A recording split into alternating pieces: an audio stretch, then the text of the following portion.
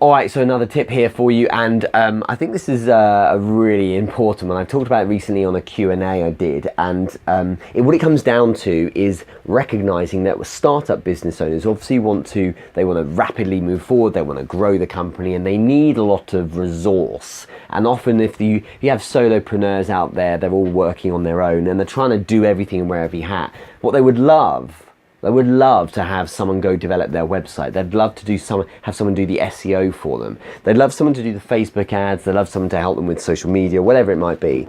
But of course, all these things cost money. And so it's that chicken and egg. Like, I've got no money, so how can I get these people in to help me? And one thing that is really overlooked, hugely overlooked, is the bartering economy. Okay, Now, when I spoke with Jeffrey Garrett, he's the Dean of Wharton University, the University of Pennsylvania, which is one of the top business schools in the world. He said, Richard, I really feel that entrepreneurs are living in this ecosystem where they have people at arm's length they can reach out to, especially now. If you look at 2017, you can go online, there's people all over the place, everyone's freelancing their skills and abilities.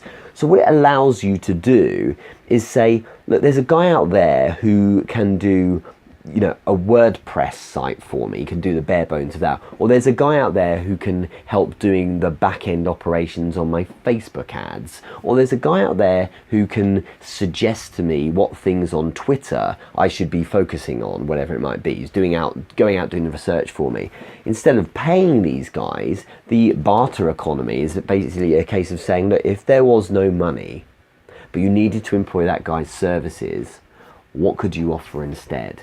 So what it means you have to do is look internally and say, where can I add value to someone? What is it I do right now? Is there some way I can help someone out? There's a guy, for instance, I mentioned this the other day in the Q&A. There's a guy, for instance, who we don't work for each other, but we catch up maybe every few months. That's it, like maybe once a quarter or so. And I help him by troubleshooting his business and giving him ideas and value around, how he could scale things and giving him suggestions on the sales cycle and things like that.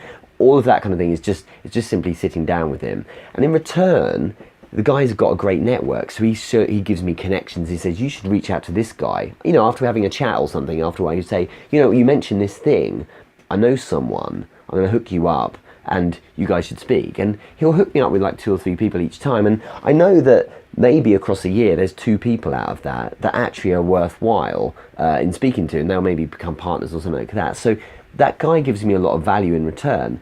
Instead, it's because he hasn't got any money right now. So I know that I can get good from working with him in some way. So it's a case of that bartering thing is happening. Plenty of other people I've worked with over the years where it's a case of saying, look, when I've started the business in the past, saying, look, there's no money here. Why don't I do this for you? This thing you really need. Because I've seen that you've got this need right here, but I've got this need over here. And that's what you do really well. So let's help each other out.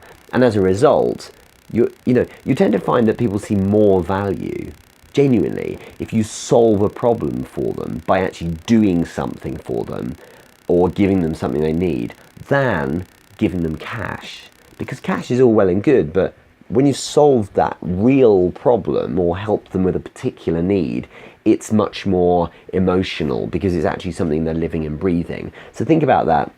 It's massively underrated. It's totally underused. And I think there's a lot of value in saying to yourself, what's my network look like? Where are the guys I know who are good at what they do? Do I need their services? And if so, what is it, A, that you provide, but B, you know that they need? It may be you need to hook them up with someone else in your network. And that's where the value is. Maybe it's not something you directly give them in return for their services. Maybe you say, do you know what, I know this guy and this guy and this guy. They'll definitely help with these things for you. If you could do this for me, I'll set you up on a meeting. Who could say fairer than that? Because that might be worth thousands for them, you see. So it's worth looking at that way around. The barter economy is totally underused, and I think as we move forward, as the entrepreneur space really matures more, I think you'll really see this is a thing that's really winning. So look outside of money and look into the fact that there are people out there who have a great service to offer, but so do you, and maybe you can offer them something in return. Okay, I'll catch up with you soon. Take care.